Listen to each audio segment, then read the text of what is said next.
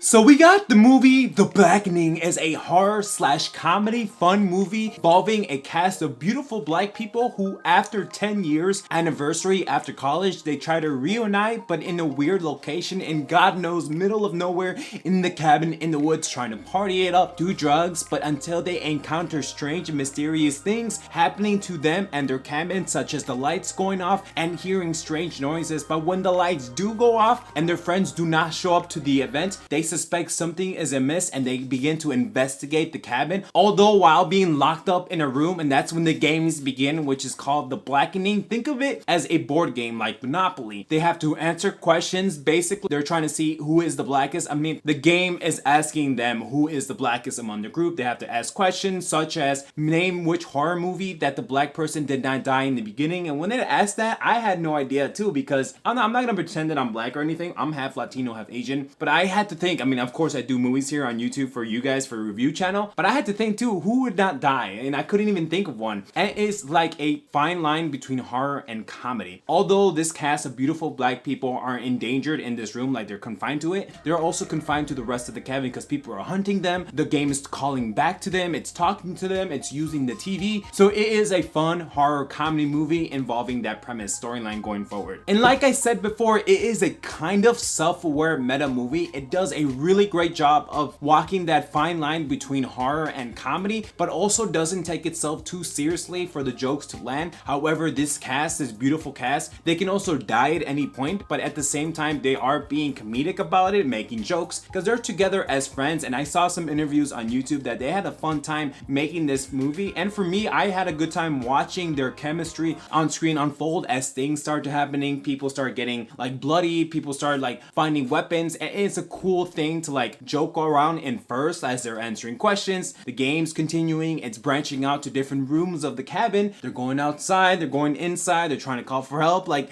I thought this was just gonna be a throwaway movie, but I am actually surprised at how fun I had watching this. And the group of friends is so relatable. You can definitely see yourself in the group even though you're not black, but I suspect that if you are black, and there was a lot of black people at my screening, they had a great time with it. They were laughing, they were joking around. Even for me, having black friends, like I can see people relatable in the group such as this. There is people in the group such as like the leader, the jock, that couple that gets on and off like me. Let's say I did it Sally like in the group or in the team, and it's on and off for many years, and people know that they're like, oh, Jess is gonna get back with Sally, he's gonna break her heart. We have that in the group. You also have the gay best friend that you always turn to, and it's not that these characters just seem one-sided. They do seem three-dimensional. Like, they have stories, they have chemistry. They're not just throwaway characters like one-offs, like, oh, we're just gonna put this character to make fun of the movie or just to move the plot forward. Like, every single character serves his or her purpose, and they gel nicely with the group and the situation they're in, making jokes, trying to get out of this situation. Like, and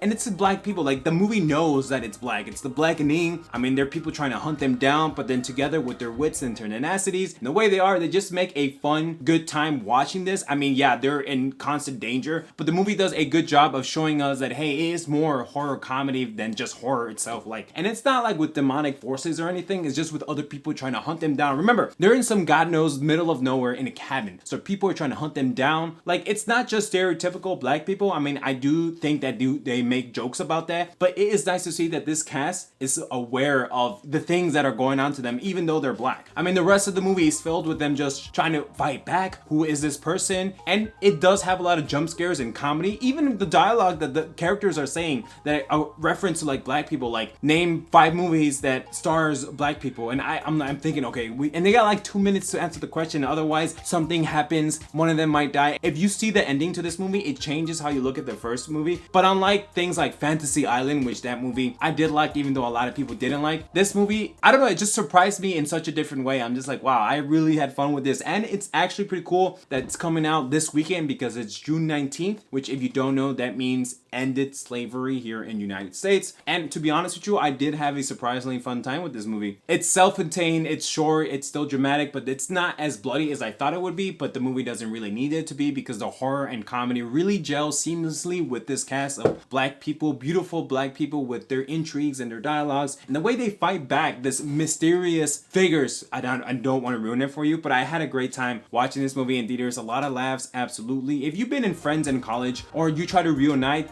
this is exactly like that. Friends trying to go after college. They're in their adult years, they're different, they're more improved. I'm not in that like old like era of like F-boyish or F-girlish. It also puts a different twist in horror and comedy. At the end of the day, I'm gonna give this a B. I had a surprisingly good time with this.